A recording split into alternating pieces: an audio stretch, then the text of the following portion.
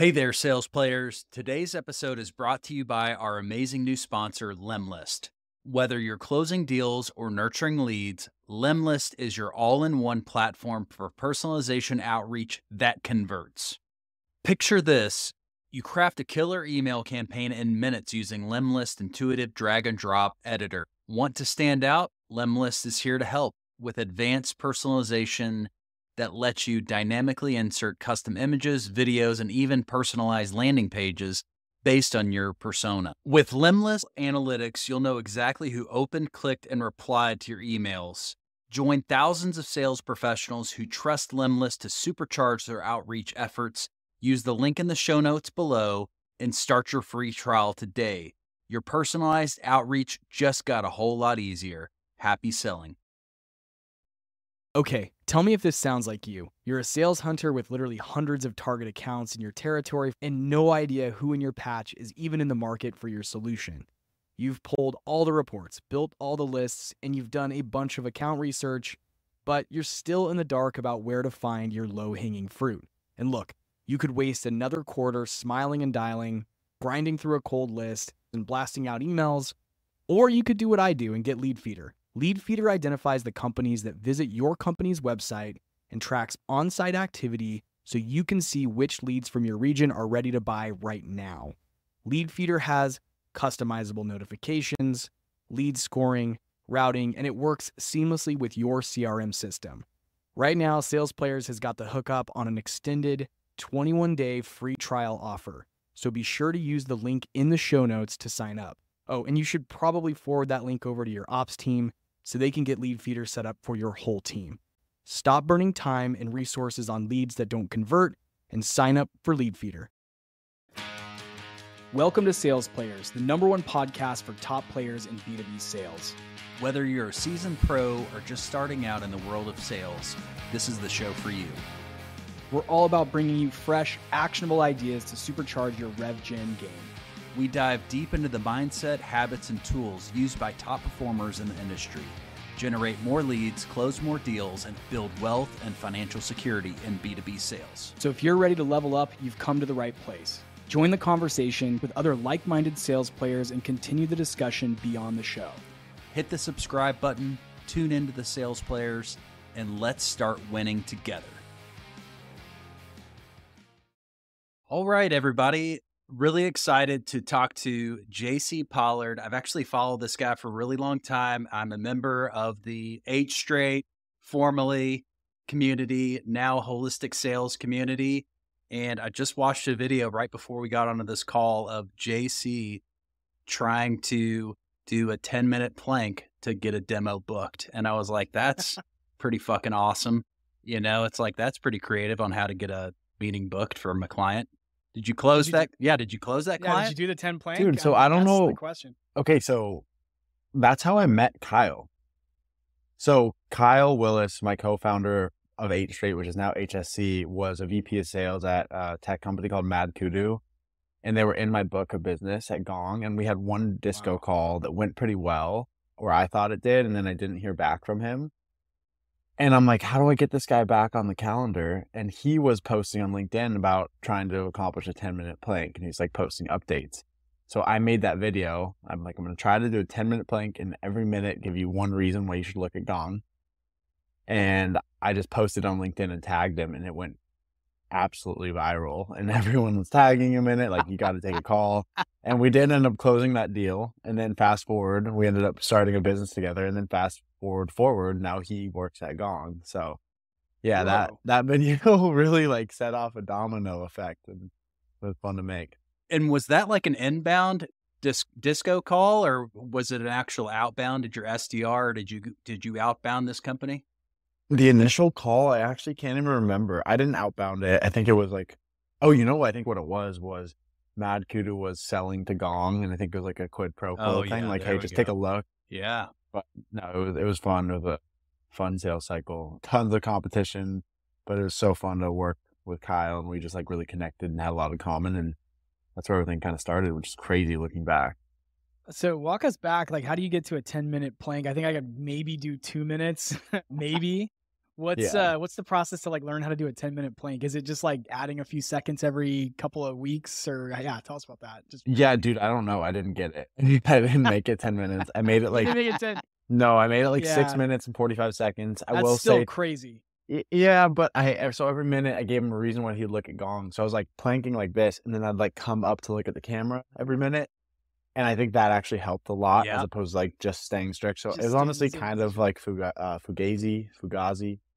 But it got the job done for sure. Yeah. That's so awesome. And before that, like before that video had gone viral, had you used like social selling any way to like get deals across the line, or what? How did you know how to do this? What made you think of like, well, how the fuck am I going to get this guy on the phone? I'm just going to. Yeah, kind of unique. Also, I'm so glad that you swore. I'm glad we can swear on here. Oh, dude. Cool. Open mic, man. This is, we're having fun. This is sales. I let it fly, so that's good to know. So a couple things. I think social selling is really cool. I more so like use DMs on LinkedIn. That being said, one thing nobody talks about that's a downside of growing an audience on LinkedIn is my inbox is so flooded that I've kind of lost that tool for selling, because like I can't keep up with messages, and so like can't keep up with connection requests. So I miss it when a VP of sales on my account is like connected to me, and like, so I actually don't use LinkedIn that much on the sales side of things as far as like messaging and stuff, because it's kind of become like a noisy platform for me. Like I cannot keep up with my inbox, and so it's a lot. Yeah, and so that's the one downside. So that was the first time really using that format. Also, I actually have had colleagues that have had success with like public call outs on LinkedIn. Like, I had a colleague who drew this really amazing cartoon of a company he was targeting and posted it on LinkedIn and tagged everyone, and then everyone at Gong was tagging them and stuff, and it worked.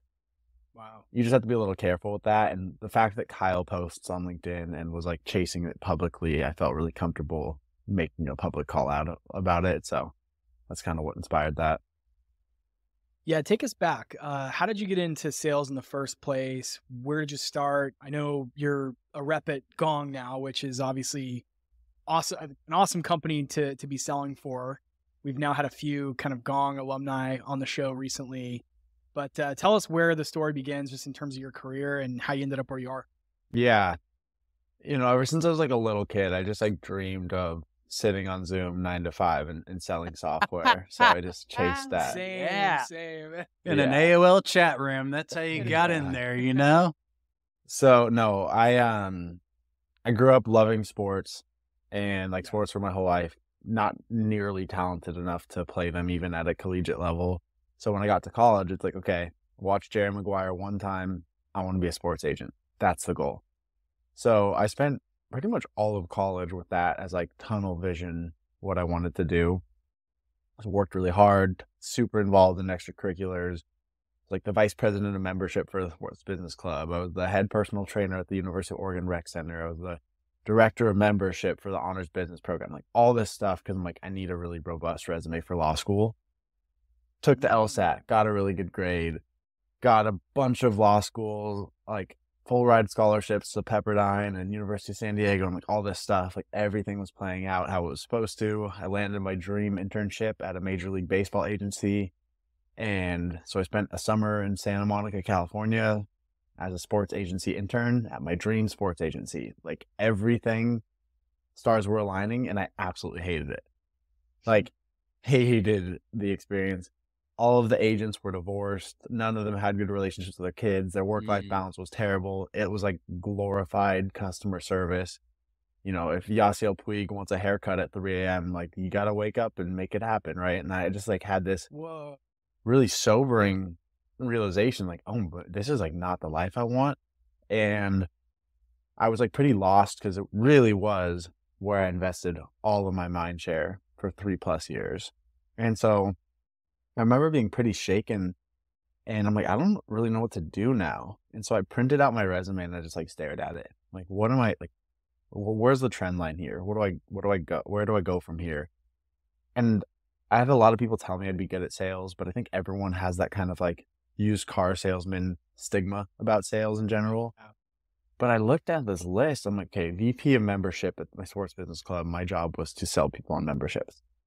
Head personal trainer at the rec center. Like half my job was to get people tour the rec center and sell them on personal training. Director of membership, member engagement at the honors business program. Like, anyway, moral of the story, I'm like, dude, you're fucking, everything you do is selling. Like, stop running away from this. Like, there's something here, just give it a shot. So I got a SDR role. I was actually still in college. It was the COVID term, my last term of school, 2020. So all online classes. I was way ahead on credit, so I had one online class. I was still on campus.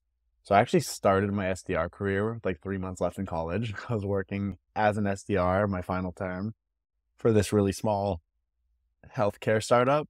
Then, so I'm like 3 months into that role, things are going well.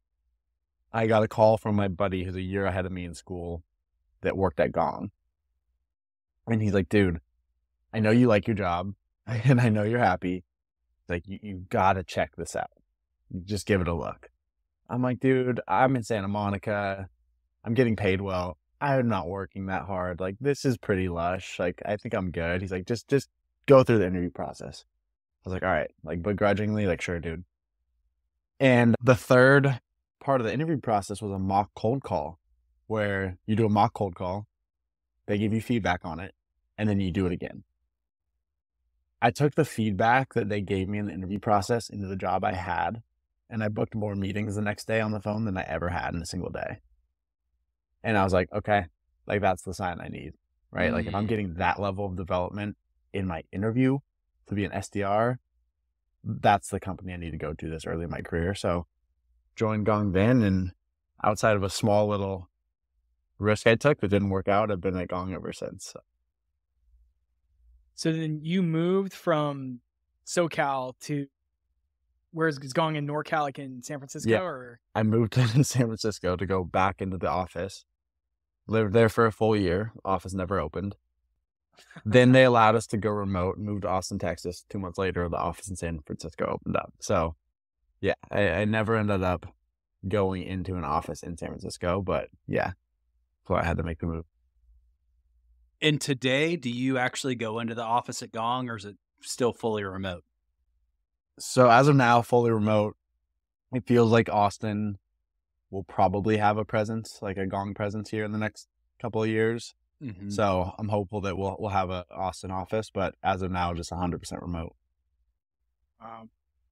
And so there's so many similarities in our stories, by the way. I was also like a pre-law.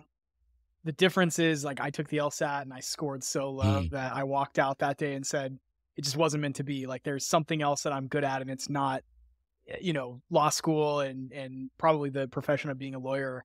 What I think is really cool, and I think worth calling out for listeners, is just that you picked up on the lifestyle of the path, the trajectory you were on.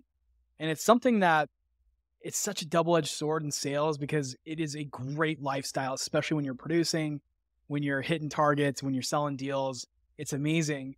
It can also have its challenges too, but generally speaking, like, most of the people that I've networked with in the community have a pretty good work-life balance, pretty good relationship with their kids. There's minimal alcoholics that I've interacted with, although I have bumped into a few, but it's probably better than other professions like the legal or, entertainment industry or whatever other sectors you want to work in. So I think it's interesting you picked up on. I think it's really cool that you just did that level of soul searching. I think a lot of people that listen to the show, they don't know what direction they want to go in, and a lot of times they listen to other people. Maybe it's their parents, maybe it's someone else in their life that's pushing them down a certain path, and it is really hard because the sales path is not one that's very popular with parents. My mom still asks me, like, I've been doing this for 12 years, and she's like, when are you going to stop working in a call center? And I'm like, I work in a call center, but okay. It's not a popular path, but I think it's really cool that you discovered that so early on. Mm-hmm. And I just wanted to call that out for listeners. Like, think about the path you're on and make sure you're on the right one, and then connect the dots like JC, like you did with, it seems like selling is what I do. It's like, I'm doing it without even thinking about it. Therefore, it must be something I'm pretty passionate about. Yeah, I think too. Like, and I tell this to a lot of people that are in the midst of potentially changing careers or about to graduate college or whatever.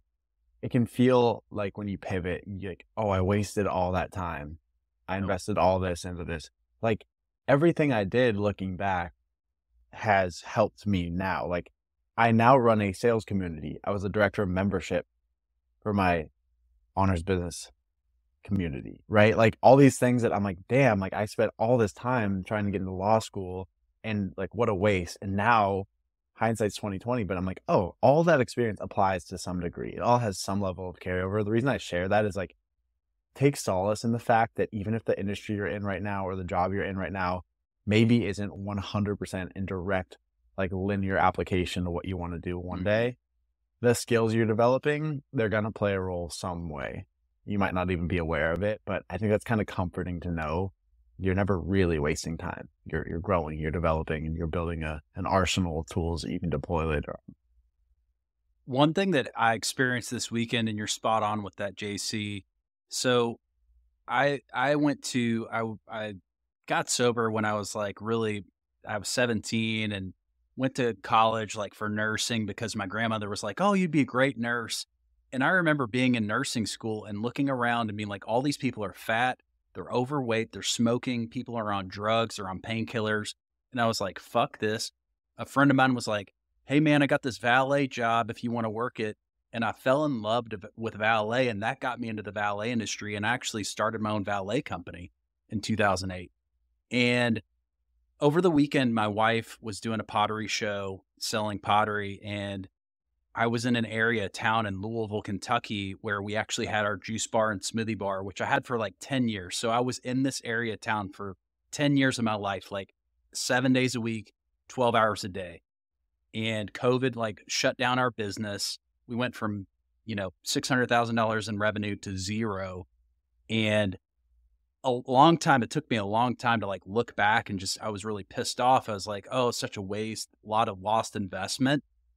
But just like you said, it just takes a mind shift pivot to look at like, thank God I'm not like behind a smoothie bar today. It's like, I'm actually in sales and I love what I do. Like I'm able to do whatever I want. I'm able to talk to you, hang out with Jesse, even though we're 1,000 miles apart. Like this is awesome. Like what a gift. And who would have thought sales could do that?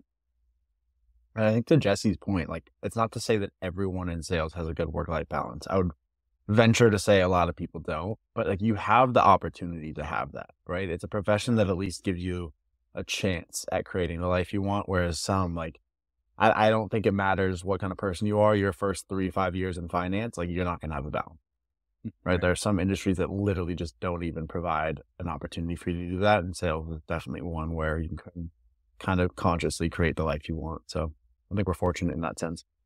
Yeah, I think sales is as close as you can get to entrepreneurship without being an entrepreneur. And it is very entrepreneurial.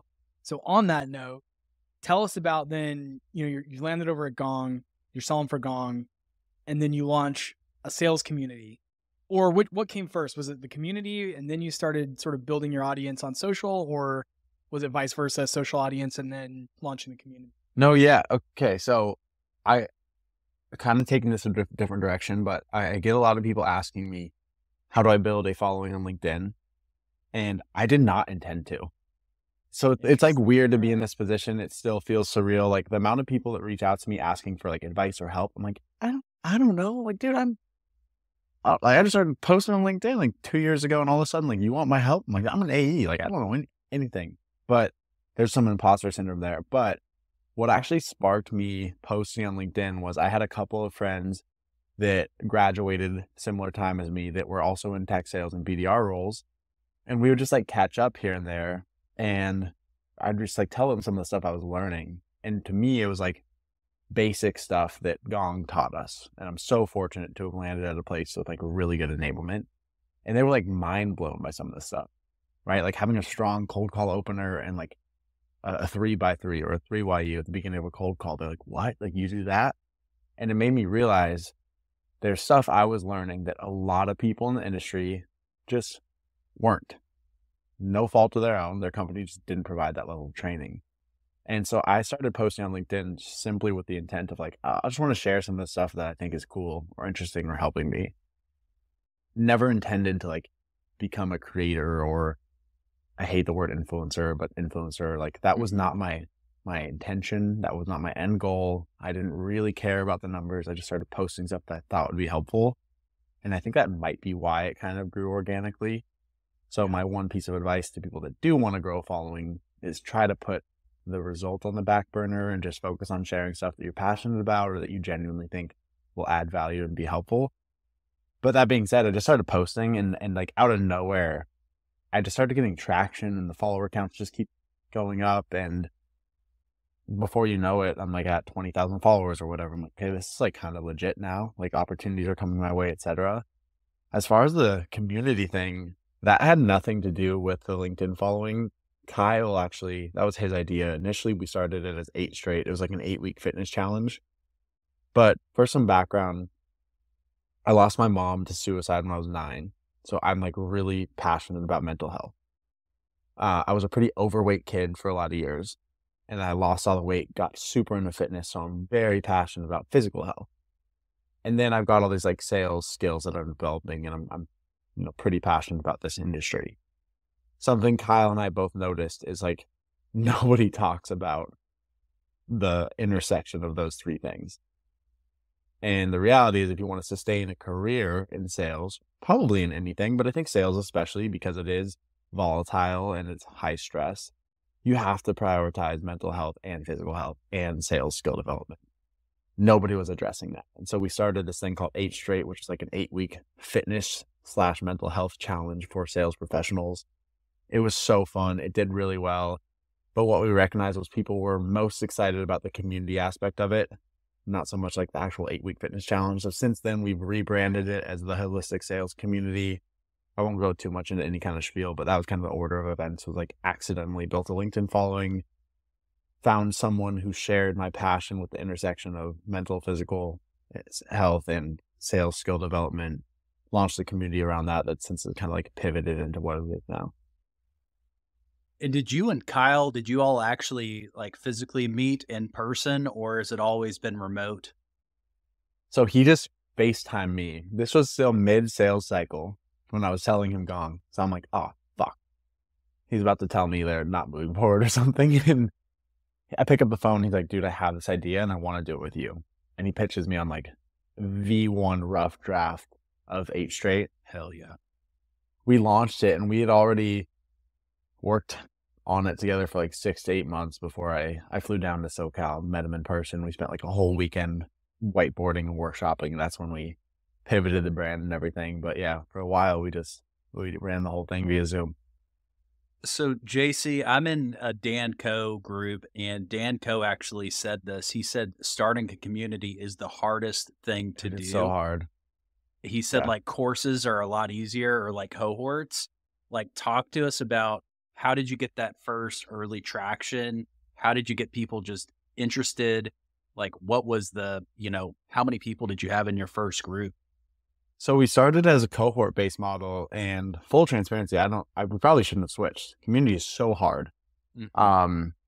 The initial traction, actually, I don't know how Kyle will feel about this, so maybe I'll say it and I'll ask him if it's okay, and then you might have to clip this out after. But okay, we've done over $100,000 in revenue since we started. Hell yeah! And we haven't spent $1 on marketing. And it's all funneled through our LinkedIn presence, and it's all very organic, and it's word of mouth. So I can't give anyone advice as far as like how to grow it. It just kind of happened, and I don't think we do it well. I think is that $100K in like subscription revenue? Is that all it is, or is there upsell for like one-on-one coaching? Or it's astronomical. I don't know how long you guys have been doing it for, but that seems amazing. It's been 16 months now. 16 months, okay. And it's all just membership. Yeah. Either annual or monthly. And I pay it. I mean, I really like, so I'll be honest, like I love these communities and I just go and I'm just like, yeah, I remember like reaching out to Kyle, and it's like, I don't think people understand the powers of the DM. Like what you said is like, I like connected like, or like something with Kyle. Kyle like hits me up with the DM. He's like, hey man, let's get on the phone right now. And then he just shows me like, does a quick little 5-minute demo. And I'm like, yeah, sure. Just send me the Stripe link. Let's go. And also, it's amazing that he pitched you and you were just like, yeah, sure. You know? Dude, it was so organic and endemic with what I care about. So is it okay if our episode goes a little long? I feel Hell like yeah. Yeah, okay. come on, dude. We can go. We've got And you can share your screen. Last week we had this LinkedIn wizard and he like totally broke down everything. You can share your screen. Yeah, all good. I don't need to share my screen. I just want to be cognizant of like how much background I give for the sake of time. But yeah, I am very, very aware that I could be monetizing what I'm doing a lot more if I were to go like the course route or the cold calling guide. And I'm not saying I won't do that. Maybe at some point I will, because I do think I have discovered things that could add a lot of value for a lot of people. For me, it's just like, I want to do stuff that I'm actually interested in. And I do think people are really missing community. And I think that COVID made that so much worse. A lot of people aren't going to the office anymore. I sit in a box all day and sell software to a laptop. Like I don't have any kind of, my coworkers are 1,000+ miles away. Like it's very easy to feel isolated. And I think that leads to a bunch of different things. Like first of all, if I have a really good month and people at Gong maybe didn't, I don't want to talk about that at Gong. I don't want to brag about my performance with people that are struggling.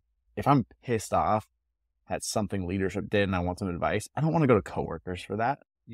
There are ramifications to that. Yep. None of my friends are outside of like one or two are in software sales. I don't have anyone to talk to that's not in that same boat. And that leads to other things too. Like we had a session on cold emailing with Vin Matano last week, and he did things that I'd never heard to do via cold email because all I learned is from what my company does, right? So it's like an information gap. You're not learning best practices from people at other companies. You don't have anyone to celebrate with. You don't have anyone to complain to.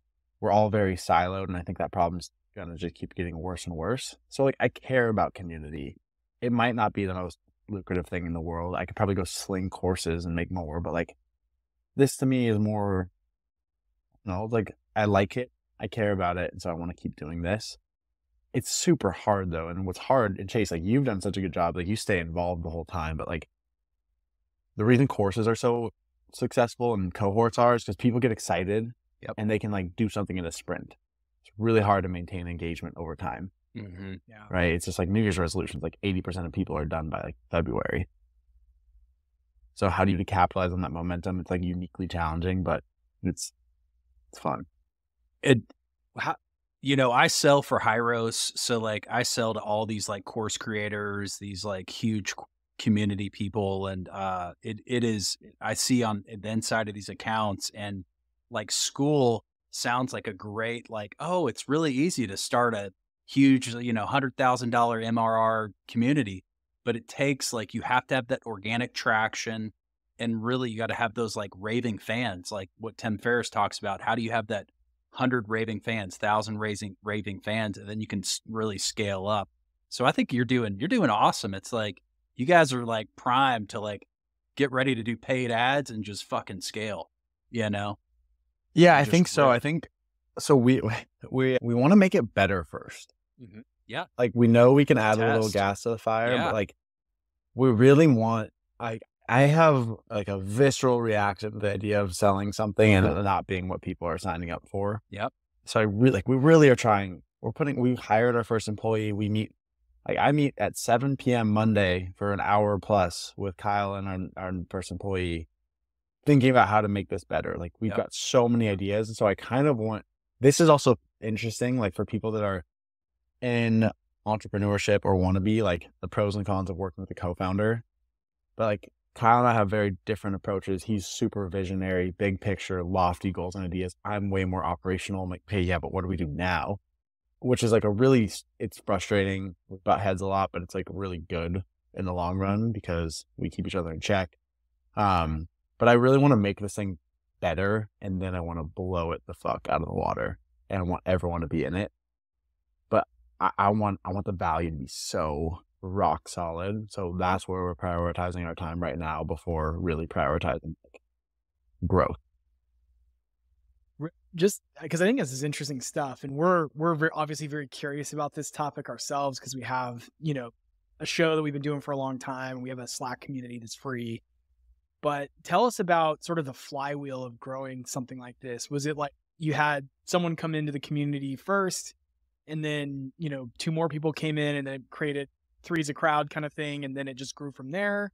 Tell us maybe a little bit too about the customer journey. It sounds like it's all organic. Yeah. People coming to LinkedIn and looking at your profile, do they convert on your profile, or is there some other thing we're not thinking about that we should probably be doing too? And that's a selfish question, because we're also, to your earlier point, JC, like, we're probably leaving a lot of money on the table with our audience, and it's not because we're trying to, grab revenue or grab cash from people. It's more like there's probably value that we could be adding and charging for, and it's a nice, give, and it's skin in the game and those kind of things. And we're all about wanting to support our fans as well. And so would love to pick your brain on that. Dude, I'm the worst person to ask advice from.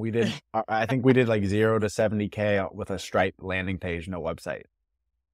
Like, so we don't have any, but I think we could have done going back to the co-founder thing, this is where I'm really grateful for Kyle. I'm a perfectionist. Like, we wouldn't have launched this thing yet if it were up to me. Like, I would still be like editing the Squarespace page but Kyle's like, let's just do it, figure it out, which was great. But no, right now, the customer journey, if someone goes to our website, they're not going to convert. Like, they have to follow Kyle and I, they have to have some background about it. And then it typically takes LinkedIn DMs back and forth, or my favorite, Chase, Kyle did this to you. Someone's on the fence. I'm like, dude, what's your cell? Just hop on a quick call. Boom. If I get 5 so you minutes. guys jump on calls. Oh, yeah. Yeah, I mean, ideally not. Like, a lot of our customers are converting now without that, but it is usually LinkedIn DMs. And this is something we need to lean into more, is we have a sales community of 350 sellers, and we don't have a referral program. That's dumb, right? Yeah. All of our members are sellers. We should be letting them sell. So we'll venture down that path at some point. But right now it's very, very one-off. Chase will sell for you for sure, because Chase already throws a lot of affiliate links out there for other communities. Right, but Chase should be getting $150 for every member that signs up for HSC, right? We want to create that, and we will. Yeah, and it can be done, and that's the whole thing. Is it's okay, and you don't have to give yourself a break, man. It's like crawl, walk, run. It's dude, I'm really impressed with what you guys have built, and what I have found. And it's very our story is very similar. Like, my mom tried to commit suicide when I was 16, and it was just basically she didn't go through, or she made it through. She was diagnosed clinically depressed, and I found her, and I was doing drugs and all this stuff, but I really didn't have a community back then as a kid, and that's one of the things is I really put into my work, a community, and community is so important, just to be able to share, man, I'm having a shitty time. And me being in SaaS sales, I'm in Kentucky, who the fuck in Kentucky is doing SaaS sales?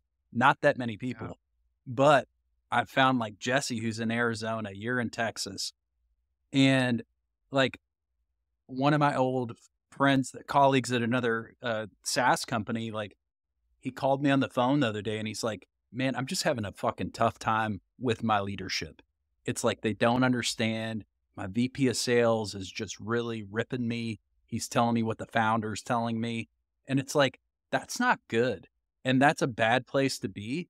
But it's he can tell me that. I'm not in the company, and I can be dude, just keep going. Go look for another role. It's you can do it, whatever you want. You're killing quota, so you can go find another job. Yep, 100%. Also, first of all, thanks for sharing that. Mental health is just everywhere. Yeah, everyone's been impacted. I think it's going to get so much worse with where the world is headed. So I appreciate you sharing that, and I'm bummed we have that in common, but glad she made it through. The hard part, and I agree, I think community is so valuable. As an example, we had someone post the other day, they're in the final stage of an interview, and they have to mock draft an email, a cold email. So they post it in the community and ask for feedback, and it was so bad. But there's 14 people chiming in on edits and stuff. I'm that can be the difference in that person getting the job. Or yeah. There was someone else in our community, John England. He is such a cool guy. He's a sales leader. He got laid off. He had been on the job hunt for 6 months, had made it to the final interview dozens of times, has 2 kids at home. needed a job, was insanely qualified, and literally just could not get through that final interview. And so he opened up the community. He's like, hey, this is who I am. This is what's happened to me. Does anyone have an opportunity? Like, can anyone help? We have an SVP of sales in our community that I sold Gong to. His name's Aaron. He's like the nicest guy I've ever met. He goes, John, here's my cell. Shoot me a text. Let's see if there's an opportunity. John works for him now. Wow. So, like, Don't literally, be a there's a lurker in these career there. communities. Yeah, don't lurk Right? in these fucking slacks. Like, actually, I'm here. Tell people what you yeah, need. tell Yeah, I people what know, you that's- fucking need. But here's the challenge. How do you put that on a website? Like a course. It's like, hey, in this course, you'll have 10 videos that teach you how to, like, okay, the value prop is clear. If I do this, I'll get better at X, Y, Z. Community, I think the upside is way bigger, but Right. it's so much harder to quantify or to articulate the actual value prop. Like, the messaging of it is really challenging to have on a landing page, right? It's like, oh, meet friends, but also get a job, but also like get better at cold, right? Like Get feedback on your email. Yeah. Exactly. Yeah. So that's been challenging, but What kind of stuff do you do to keep the community engaged? Is there like meetups? Is it, just frequent content? What things like, and how do you kind of capture, like, retain people in the community? So this was the number one thing we haven't done well that we're like really, really investing in now. So Kyle and I both work full-time jobs. Yeah. Right. And the challenge was any time that we had to allocate toward HSC, because like I'm very conscious of like Gong is paying me to sell Gong. So I have like an obligation to prioritize that. Like that's my job. I'm getting paid to do it. It would be morally wrong to like skimp out on that to service other things. So I'm very cognizant of like prioritizing that and making sure anything I'm doing on the side isn't interfering. That being said, that only leaves so much time for you to allocate towards something when you also have like a social life and a girlfriend and, I prioritize mental and physical health, right? Like I can't. So the challenge was like all the time that Kyle and I had to allocate towards HSC was spent on admin stuff, just keeping the lights on. And we're like, dude, this is a problem. Like we need our time to be spent making it better and growing it. So we just hired our first, hired a head of operations. He's such a cool guy. His name's Zach. And so he is going to be really tasked with like maintaining engagement. So a few things we're doing is we're getting people to fill out a membership survey right now so that 2 or 3 times a week, we're going to be posting in the Slack channel, like a membership spotlight of who someone is, where they're located, what they care about, that kind of stuff. So that like it becomes really easy for people to find each other and be like, oh, I'm in Kentucky too. Let's meet up, that kind of stuff. The other thing is we're going to start doing way more kind of like ad hoc events, like cold call sessions, just live on Zoom where you can just hop on and rip dials with people from different companies. And then we're also going to start trying to facilitate more like organic member meetups in some of our hotspots. So like Austin, San Francisco, New York, LA, places where we have a lot of members. We're going to start to plan some just like, low pressure, natural little meetups and stuff like that. But that's like where we've had the most trouble or haven't done the best job is maintaining engagement. So that's like where we're really, really focused right now.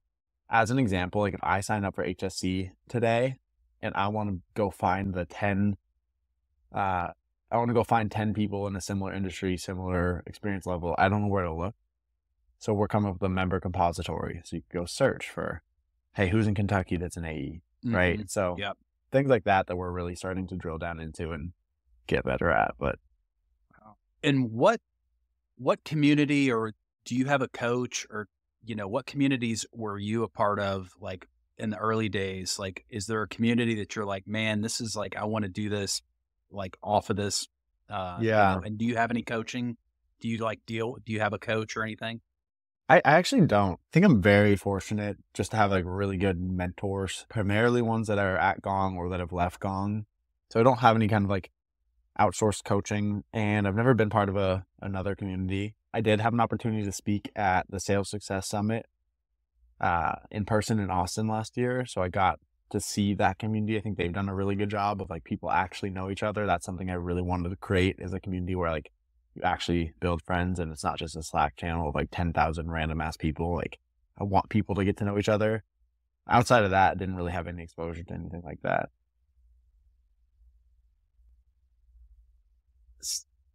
This is all super interesting stuff, man. I can't believe it's just really cool what you've built in like a really short amount of time. I want to go back to something that you touched on a little bit a minute ago, because I'm sure a lot of our listeners out there are like, all right, I work full-time in sales, but I have, interest in doing something on the side, whether it's, content or building a community or building a product of some sort. How do you find the time to do it? It sounds like you also have, again, fitness and family and other hobbies in the mix as well, relationships. How do you like bucket your schedule? Do you, are you just working through the night? Like, talk to us about like the day-to-day, a day in the life at JC, running, a very like in a career that's already pretty demanding as it is. Like being an AE can already be a 60-hour a week job in some cases, like especially end of quarter or if you're working on a big deal. But then also managing a community of, is it 300 plus people, which I can only imagine. Then I didn't realize you guys were getting on calls with prospects to close them into the holistic sales community. So like, how the hell do you balance all that? Yeah, it's hard, and I don't do the best job. Like, I'm not the best time blocker or anything like that. So I'm happy to share some advice as long as people acknowledge that I don't have it figured out. Yeah. But Disclaimer, guys. yeah. So the first thing I think is like, just be really intentional about what are your non-negotiables. And so for me, actually, before work, before HSC, my non-negotiable things are exercise, like running and lifting. Because if I don't do those two things, I'm not myself. Like I absolutely, and actually I'll add sleep to that too. Like I won't sacrifice maybe one off right here or there. You got to get a big deal across the line or something like that. But like as far as a trend, I won't sacrifice sleep for work. I won't sacrifice a run or lifting for work or HSC. Like those things keep me sane. If I don't have those, then I can't do anything well because I lose my mind. So it's just like understand everything that's in your life and be really intentional about what are your non-negotiables and start there. And then just kind of backfill where you can. It's like I don't know if you've ever seen the visual of like, if you fill a mason jar with sand and then try to add ping pong balls into it after, it's all full of the little stuff, right? But if you put in the ping pong balls first, and then you put in some like smaller rocks and you put in sand, it can fill the whole thing. So like figure out what your ping pong balls are. What are the big things you have to do? Do those first. And then I love that analogy. Yeah. Yeah, it's a really cool visual. I won't lie, like it's hard sometimes. It's a lot. I struggle with like feeling like I owe people something. And I have a lot of people reach out and want something from me, which is crazy. And I still feel super grateful that I'm, for whatever reason, in a position where that's the case. It still feels surreal to me. I'm like, why did people, anyway, a lot of people reach out. They want 15 minutes. They want my advice on something. They want this. And I struggle with the guilt of like not being able to say yes and help. So I'm getting a lot better at being like, no, I can't. Like, I'm busy. If you want to pay to join HSC, like I'll see you on the weekly Zooms, but like I can't just say yes to this stuff. I don't even know if I answered the question anymore. No, this is perfect. Yeah. I'll empathize with you because I have the same thing. I launched this show 4 years ago in 2020, right in the, kind of the middle of the pandemic. The show was really more in some ways for me to just connect with people that I'd worked with on a call like this where we could just chat about sales. And then it turned into this bigger thing with guest outreach and people wanting to get their CEO on the show or whatever. And I again, can't believe we're still doing this 4 years on sometimes. Good for you. The consistency is so impressive. It's really hard. And I thought it would last a couple of weeks, couple of months. And here we are 4 years later doing it. And I've gone through, it's come in phases. Lately it's leveled off, but I went through a period where there was so much outreach on LinkedIn from people listening to the show with specific questions about something I said in an episode or something a guest said in an episode. And it was like, hey, can you send me this template you have? Or can we jump on a 30-minute call? I want to pick your brain about this thing. And for probably the first 2 years of doing the show, I made a point to respond to every single person that reached out to me, regardless of channel. My wife hated it because we'd be sitting on the couch in the evening. She's watching, Game of Thrones, whatever it is. And I'm over here on the computer, literally responding. I used to call it fan mail. I still think it is. And she's like, you got your fan mail. So me responding to every single person and trying to either give them advice in real time or agree to get on it, send them my Calendly link and agree to get on a call. There's a lot of people out there that have my cell number and they still reach out. And then in about midway through 2022, it just reached a point where I woke up on a Saturday and my inbox is just full of people, or people were texting me, and I was like, you know what, I have to start charging for my time. So I created a paywall on my Calendly and said like, hey, I'm only asking for this to justify my time, because an hour spent with you or 30 minutes spent with you is 30 minutes away from my book of business at my day job, or it's, time away from my family, my kids. I have 2 kids, and I just can't justify putting, 30 to 60 minutes with somebody, a stranger on the internet. Yeah. Them. But it's unnatural, right? It's so unnatural to be like, pay me. But like, yeah, it's a fair ask. I cringe so much. The first time, I just really hated it, because I was like, hey, the whole ethos of the show is not for me to like charge people for my time or anything like that. The whole point was to try to give away some knowledge, right? That I've been very fortunate to pick up and give that back to people like me 10 years ago who just craved knowledge, right? But I think it's totally justified. And I still struggle with the guilt, because I feel like there's still a lot of people that reach out, and yeah, I'm like, who the fuck am I? I'm like a 26 years old. I'm an IC. I've worked for 4 years. I've literally had a career for 4 years. Like I shouldn't even be in a position to like, I'm like, now I'm like asking for money. But to your point, it's like, yeah, that is an hour that I can't take back. And like, you only have so many of them, and I can monetize that hour elsewhere. And something Tim Ferriss says in the 4-Hour Work Week that has always stuck with me. Literally, I read that book back in 2011, I think. Game changer. Like my whole life changed when I read that book. Mm-hmm. And I ended up meeting Tim, by the way, when I lived in Austin. I actually bumped into him. That's a whole story I've told on the show before, that he came into the WeWork I was working in, which was right off of I-35, and gosh, now I don't remember the crossroad, but yeah, southeast Austin. Anyhow, so he says something to the extent of, and this just back to your point, JC, like, as like people obviously find value in what you're doing. It's building, it's the social, it's the advice. And even though you've only been doing this for 4 years, you still know more about this topic than a lot of people. And that's the people that are wanting that. And that's what I found, because for a long time I had major imposter syndrome about sharing stuff on LinkedIn, talking on the podcast about my career. Because I actually just posted about this today. Like, I used to tell myself, like, no, I'm not adding anything new to the conversation. But then when I, expanded my horizons a little bit and realized, like, no, there's a lot of people out there that haven't had my experience, haven't been on my journey, and they want to hear my take on things.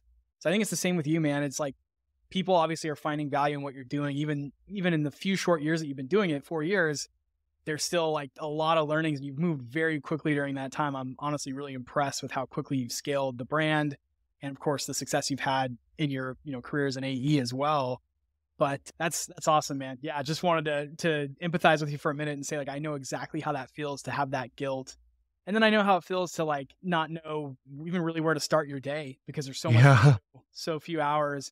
All I do, and folks, I just have a bunch of sticky notes and I write down like the 3 things I have to do that day. Yeah. And as long as I get those done, I kind of give myself a lot of grace, and I'm like, look, I did the 3 things that were moving the needle. That was in the day job, moving some deal along, or, with the podcast and the community, like, are we doing something today to move the ball along? And I try to limit it to like 3, maybe 4. Outside of that, then I start to get carried away, and I get away from the things you were talking about earlier, which is like exercise, eating well, and, making meals and spending time with family and stuff. So, yeah, man. It's cool to talk to someone who's been on a similar journey. Yeah, I love it. I know we're wrapping up here. I think I got to come back on so that we can actually talk about some level of sales. Oh no, this I is don't even no. think we broached it. This is valuable. This is really how people sell. And JC, like, I really want to hone in on this and let the listeners know, like, when you are an AE at a company and you have like these secondary type businesses or these like side hustles, or you have like a influencer account, like, did you let them know, like, hey, I'm doing this on the side? Like, when you got that role, were you like, hey, this is something I'm doing. This is not going to be my main, but I am putting some effort into it. I'll just tell you, like, from my experience with Hyros, I told them straight up, I'm like, I'm a part of this podcast. This is what I'm doing. My CEO, Inman, he was like, you're good to go, man. And so I got the blessing. And that was hard for me to ask that question. Yeah, no, I think this is something I took for granted a little bit at Gong. Like, a lot of people at Gong have built some level of a following or a side business. What I tell people when they ask this is like, you have to produce. Yep. Yeah. Like first, if I stop hitting quota, they have no issue with me doing this stuff now. If I stop performing, I bet you there will be some questions. So like the first thing is you have to produce. I also would not recommend anyone be doing stuff on the side when they first start. Like you got to prove yourself and like you got to build that internal equity. Like I had been a high performing employee at Gong for 2.5 years before I even started doing anything on the side, right? Like the equity was there internally. They knew the kind of production I would provide, and that hasn't slipped at all since starting all this. Like I still am, hitting my numbers. I haven't missed a quota since I was my first month as a BDR, right? Like the production's there. So that's step one. Like you better be producing in your core role before you do anything else on the side. The other thing that I'm very fortunate is like there's a lot of synergy between what I'm doing and what I'm selling, right? I sell Gong, which is a sales software. It bodes well for Gong for me to grow a following talking about sales best practices because, right, that draws more eyeballs to me. And I talk about Gong a lot because it's the best product literally in the world. I genuinely believe that. So I think that's another reason why they're totally cool with it. Like I'm free marketing for them. And also I benefit a lot from the brand as well. So it's very like synergistic. Cool. So far it's worked out. I'm very fortunate for it, but I think the first step is like, you got to do your core job really well. Otherwise don't be surprised if people have some issues with you allocating time elsewhere. So JC, how the hell do I get in touch with you to buy Gong if you're not going to respond to me on LinkedIn or my connection request? Try me on LinkedIn. Sign up for HSC. We have weekly meetings on Zoom. We have breakout rooms. You'll be in the Slack community. One other, I know we're wrapping. I have one note, Jesse, based on something you said real quick. I think that's something I'm going to start talking about more, but like, I don't work 60-hour weeks anymore. I used to take so much pride in the hours I would work. And there's this culture, like hustle culture. I like grind until 8 p.m. It's like, okay, but what'd you do? Like, were you at your desk until 8 p.m., but like responding to a text or like pulling up Facebook real quick? Or like, what'd you actually get done? And so I'm way more now into just measuring like the work. Like, what do I actually have to get done? If I can get that all done by 2:30 and it's sunny out and there's a tea time open, I might go golfing. Right? But I used to have so much guilt around that. I'm like, oh, I'm not at my desk till 7 p.m., whatever. Like, get the work done. Don't take pride in the hours you spend at work. Take pride in like the hours you spend working and the amount of work you get done in that. I think that's such a big lesson. I think founders really struggle with that too, because you feel this obligation to like, I should always be building the business. I should always be doing more. Sometimes those hours aren't even helpful. So that's the beauty of sales is it's results based. So it's all about getting the end result. Same with entrepreneurship. It's all about getting the metrics hit. And it's not about hours input. It's about, efficiency. Well, JC, this was a great conversation. We appreciate you sharing, your story, your growth, the community, everything. I know our listeners are going to appreciate it. And we will definitely have to do an episode 2 with you to get more into some of the tactical stuff. But this is a great conversation, man. We're really glad we had you on. Thanks so much for your time. Appreciate it. And happy to come back and talk through some tactics. But really enjoyed the conversation as well. I challenge you to join the HSC. I learned like the Wim Hof breathing technique from one of these people in the crew. And it's like, it's not all about sales. Sometimes you just have to fucking breathe. Yeah, 100%. Just breathe. Jesse, I can't wait to see that notification come through that you joined. All right, let's do it. All right. Appreciate your time, everyone.